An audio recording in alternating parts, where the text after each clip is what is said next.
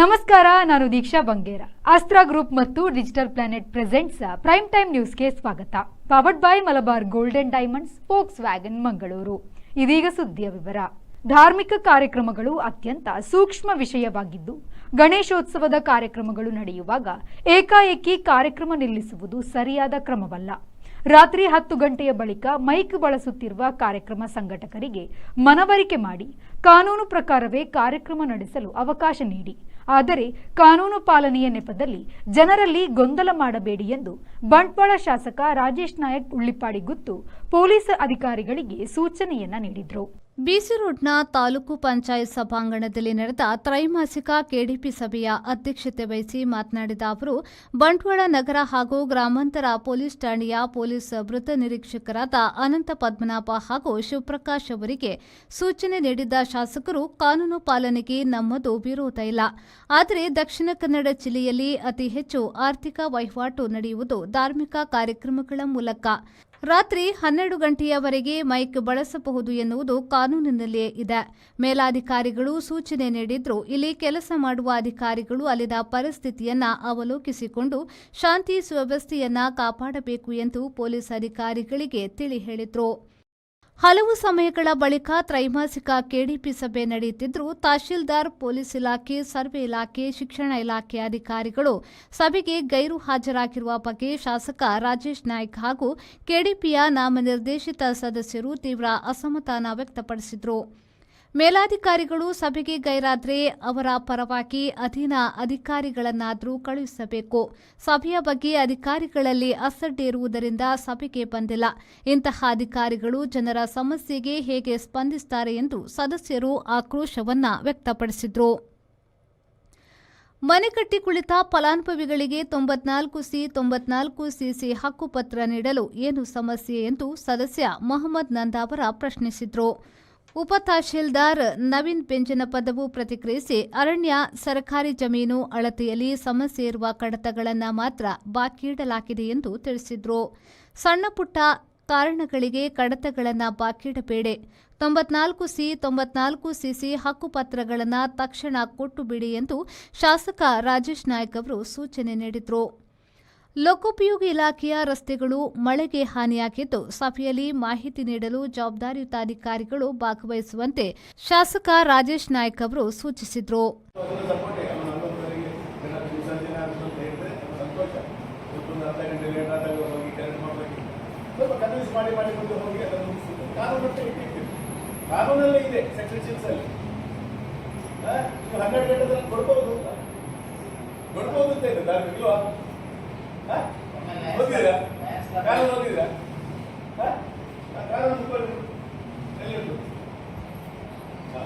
Not pollution, regulation and control rules. ಇದೊಂದು ಇದೆ. 12 ಗಂಟೆ ಕೊಡುವ ಅಧಿಕಾರಿಗಳ ಇದೆ. ಇದೆಲ್ಲ ಮಾಡಿಕೊಡು, ನಾವೆಲ್ಲ ಓದ್ತೇವೆ. ಯಾಕೆಂದ್ರೆ ನಮಗೆ ಮಾತ್ರ ಮಾತಾಡೋದು, ನೀವು ಹಾಗೆ ನೀವೇ ಮಾಡೋದ ಕಾನೂನು ನಾವೇನು ಮಾಡಬೇಕು ಅಂತ ಕೇಳಿದ್ರೆ ನಮಗೆ ಉತ್ತರ ಕಾನೂನು ಮಾಡೋಕೆ ಸ್ವಲ್ಪ ಮಾಡಿ ಮಾತಲ್ಲಿ ಹೇಳಿದ್ರೆ ಜನಕ್ಕೆ ಹೇಳ್ತಾರೆ. ಒಳ್ಳೆ ಮಾತಲ್ಲಿ ಕೆಲವರು ಇರ್ತಾರೆ, ನಾವೆಲ್ಲ ಸರಿಯಾಗಿ ಹೇಳೋದಿಲ್ಲ. ಪಬ್ಲಿಕಲ್ಲಿ ಕೆಲವು ಸಲ ಸ್ವಲ್ಪ ನಿಮ್ಗೆ ಗೊತ್ತಾರೆ, ನೀವು ರಾತ್ರಿ ಬಿದ್ದರೆ ದಿವಸ ನೀವು ನಿಮ್ಮ ಮೂರು ತಾರೀಕು ಅದನ್ನು ನಾನು ಒಪ್ಕೊಳ್ತೇನೆ. ರಾತ್ರಿ ಪೊಲೀಸ್ ಡಿಪಾರ್ಟ್ಮೆಂಟ್ ಕೆಲಸ. ವೇದಿಕೆಯಲ್ಲಿ ಪಂಚ ಗ್ಯಾರಂಟಿ ಅನುಷ್ಠಾನ ಸಮಿತಿಯ ಅಧ್ಯಕ್ಷೆ ಜಯಂತಿ ಪೂಜಾರಿ, ತಾಲೂಕು ಪಂಚಾಯತ್ ಆಡಳಿತಾಧಿಕಾರಿ ಮಂಜುನಾಥ್, ಕೆಡಿಪಿ ನಾಮನಿರ್ದೇಶಿತ ಸದಸ್ಯರಾದ ಸದಾನಂದ ಶೆಟ್ಟಿ, ಗಿರೀಶ್ ಕುಮಾರ್ ಪೆರ್ವಾ, ಮೊಹಮ್ಮದ್ ನಂದಾವ್ರ, ಶೋಭಾ ರೈ, ಅಬ್ದುಲ್ಲಾ ಎ ಕೊಳ್ನಾಡು ಉಪಸ್ಥಿತರಿದ್ದರು. ತಾಲೂಕು ಪಂಚಾಯತ್ ಕಾರ್ಯನಿರ್ವಹಣಾಧಿಕಾರಿ ಸಚಿನ್ ಕುಮಾರ್ ಸ್ವಾಗತಿಸಿ ವಂದಿಸಿದರು. ಸಂದೀಪ್ ಸಾಲಿಯನ್, ವಿ4 ನ್ಯೂಸ್, ಬಂಟ್ವಾಳ. ಮಂಗಳೂರಿನ ಏರ್ಪೋರ್ಟ್ ರಸ್ತೆಯಲ್ಲಿರುವ ನೆಕ್ಸಾ ಮಾಂಡವಿ ಮೋಟಾರ್ಸ್ ಶೋರೂಂನಲ್ಲಿ ಗಣೇಶ ಚತುರ್ಥಿಯ ಪ್ರಯುಕ್ತ ಅತಿ ಹೆಚ್ಚು ವಾಹನಗಳನ್ನು ಗ್ರಾಹಕರು ಖರೀದಿಸಿ ಸಂಭ್ರಮಿಸಿದ್ದಾರೆ. ನೆಕ್ಸಾ ಮಾಂಡವಿ ಮೋಟಾರ್ಸ್ ಗ್ರಾಹಕರ ಅಚ್ಚುಮೆಚ್ಚಿನ ಕಾರು ಶೋರೂಮ್ ಆಗಿದ್ದು, ಹಬ್ಬಗಳ ಸಂದರ್ಭದಲ್ಲಿ ಕಾರುಗಳ ಮೇಲೆ ವಿಶೇಷ ರಿಯಾಯಿತಿಯನ್ನ ನೀಡಲಾಯಿತು. ಈ ಬಾರಿಯ ಗಣೇಶ ಚತುರ್ಥಿಗೆ ಅತಿ ಹೆಚ್ಚು ಕಾರುಗಳನ್ನು ಗ್ರಾಹಕರು ಖರೀದಿಸಿದ್ದು, ಗ್ರಾಹಕರಿಗೆ ಕಾರುಗಳ ಕೀಲಿಕೈಯನ್ನ ಹಸ್ತಾಂತರಿಸಲಾಯಿತು. ನೆಕ್ಸಾ ಮಾಂಡವಿ ಮೋಟಾರ್ಸ್ನಲ್ಲಿ ಕಾರು ಖರೀದಿಸುವವರು ಮೊಬೈಲ್ 9972139909 ಹಾಗೂ 9901862526 ನಂಬರ್ ಅನ್ನು ಸಂಪರ್ಕಿಸಬಹುದು. ಬ್ಯೂರೋ ರಿಪೋರ್ಟ್ ವಿ4 ನ್ಯೂಸ್ ಮಂಗಳೂರು. ರಷ್ಯಾವು ಮೊದಲ ಬಾರಿಗೆ ಕಡಲ ಡ್ರೋನ್ ದಾಳಿ ಮಾಡಿದ್ದರಿಂದ ಉಕ್ರೇನ್ ನೌಕಾಪಡೆಯ ಅತಿ ದೊಡ್ಡ ಯುದ್ಧ ನೌಕೆ ಡ್ಯಾನುಬ್ ನದಿ ಅಳಿವೆಯಲ್ಲಿ ಮುರಿದು ಮುಳುಗಿತು. ಉಕ್ರೇನ್ ನೌಕಾಪಡೆಯ ಅತಿದೊಡ್ಡ ವಿಚಕ್ಷಣಾ ನೌಕೆ ಸಿಮ್ಫೆರೋಪೋಲ್ ಇದನ್ನು ರಷ್ಯಾ ಪಡೆಯು ಸಮುದ್ರ ಡ್ರೋನ್ ಮೂಲಕ ನಾಶ ಮಾಡಿತು. ನುಗ್ಗಿ ಬಂದ ಡ್ರೋನ್ ನೌಕೆಯ ಮಧ್ಯಭಾಗವನ್ನ ಮುರಿಯಿತು. ಅದರಿಂದ ಇಡೀ ನೌಕೆಯು ನುರಿದು ಮುರಿದು ಮುಳುಗಿತು. ಕಡಲ ತೆರೆ ಲಗೂನ ವರ್ಗದ ಮಧ್ಯಮ ಗಾತ್ರದ ರೇಡಿಯೋ, ವಿದ್ಯುನ್ಮಾನ್ಯ ರೇಡರ್ ಹಾಗೂ ಪರಿವೀಕ್ಷಣಾ ವ್ಯವಸ್ಥೆಯ ಈ ನೌಕೆಯು ಡ್ಯಾನೂಬ್ ನದಿಯ ಅಳಿವೆಯಲ್ಲಿ ನಿಂತಿದ್ದಾಗ ಅದರ ನಾಶ ನಡೆದಿದೆ. ಉಕ್ರೇನಿಗೆ ಸೇರಿದ ಒಡಿಸ್ಸಾ ವಲಯದಲ್ಲಿ ಈ ನೌಕೆ ನಿಂತಿತ್ತು ಎಂದು ಉಕ್ರೇನ್ ರಕ್ಷಾ ಸಚಿವಾಲಯವು ಹೇಳಿದೆ. ಈ ದಾಳಿಯಲ್ಲಿ ನೌಕೆಯಲ್ಲಿದ್ದ ಒಬ್ಬರು ಸಿಬ್ಬಂದಿ ಮಡಿದರು ಹಾಗೂ ಹಲವರು ಗಾಯಗೊಂಡಿದ್ದಾರೆ. ಎಷ್ಟು ಮಂದಿ ಎಂದು ಸ್ಪಷ್ಟ ಮಾಹಿತಿ ನೀಡಿಲ್ಲ.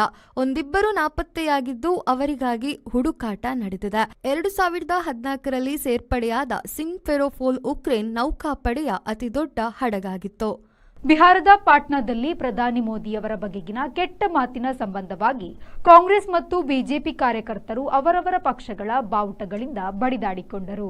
ಲೋಕಸಭೆಯಲ್ಲಿ ಪ್ರತಿಪಕ್ಷದ ನಾಯಕ ರಾಹುಲ್ ಗಾಂಧಿ ಅವರ ನೇತೃತ್ವದಲ್ಲಿ ನಡೆಯುತ್ತಿರುವ ಮತದಾರರ ಹಕ್ಕಿನ ಯಾತ್ರೆಯಲ್ಲಿ ಕಾಂಗ್ರೆಸ್ಸಿನ ಒಬ್ಬರು ಪ್ರಧಾನಿ ಮೋದಿ ಹಾಗೂ ಅವರ ತಾಯಿಯನ್ನು ಲಘುವಾಗಿ ಮಾತನಾಡಿದ್ದಾರೆ ಎಂದು ವರದಿಯಾಗಿದೆ. ಆ ಸಂಬಂಧ ಬಿಜೆಪಿಯವರು ರಾಜ್ಯದ ಕೆಲವು ಕಡೆ ಪ್ರತಿಭಟಿಸಿದ್ದಾರೆ. ಅಂತ ಪ್ರತಿಭಟನೆಯ ವೇಳೆ ಪಾಟ್ನಾದಲ್ಲಿ ಕಾಂಗ್ರೆಸ್ ಹಾಗೂ ಬಿಜೆಪಿ ಕಾರ್ಯಕರ್ತರು ಪಕ್ಷದ ಬಾವುಟಗಳನ್ನು ಹಿಡಿದುಕೊಂಡು ಬಡಿದಾಡಿಕೊಂಡಿದ್ದಾರೆ. ಈ ವಿಡಿಯೋ ಈಗ ಜಾಲತಾಣದಲ್ಲಿ ಬಿಸಿಬಿಸಿಯಾಗಿ ಹರಿದಾಡುತ್ತಿದೆ. ಬಿಜೆಪಿ ಕಾರ್ಯಕರ್ತರು ಕಾಂಗ್ರೆಸ್ನ ಕಚೇರಿ ಮತ್ತು ಕೆಲವು ನಾಯಕರುಗಳ ಮನೆಗೆ ದಾಳಿ ಮಾಡಿದ್ದು ಕೂಡ ನಡೆದಿದೆ. ಪೊಲೀಸರು ಬೀದಿ ಬಡಿದಾಟ ದೊಡ್ಡದಾಗದಂತೆ ತಪ್ಪಿಸಿದ್ದಾರೆ. किसी भी माता का अपमान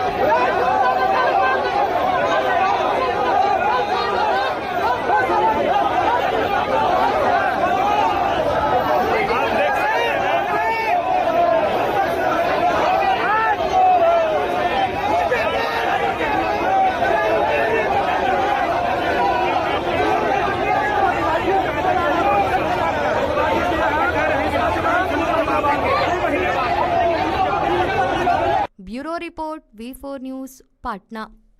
ವಿಶ್ವ ದಾಖಲೆಗಾಗಿ 7 ದಿನಗಳಿಂದ ನಿರಂತರ ಭರತನಾಟ್ಯ ಪ್ರದರ್ಶನ ನೀಡಿದ ವಿದುಷಿ ದೀಕ್ಷಾ ವಿ ಗುರುವಾರ ಸಂಜೆ 5:31ಕ್ಕೆ 170 ಗಂಟೆ ನೃತ್ಯ ಪ್ರದರ್ಶಿಸಿದ್ದಾರೆ.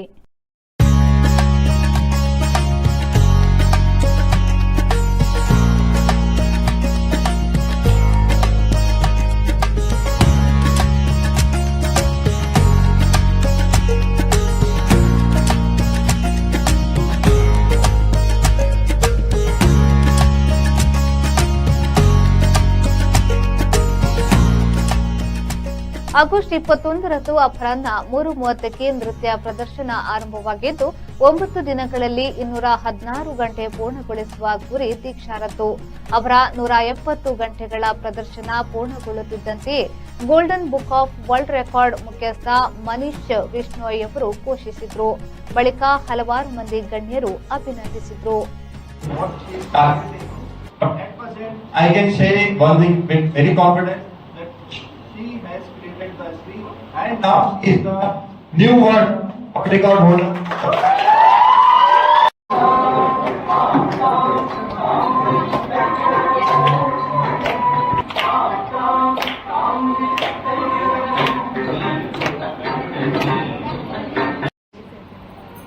Diksha has done great job. The previous world record of 170 hours has broken. Let's see, very high. Let's see, but the one thing is very clear that now she has created the history and her name has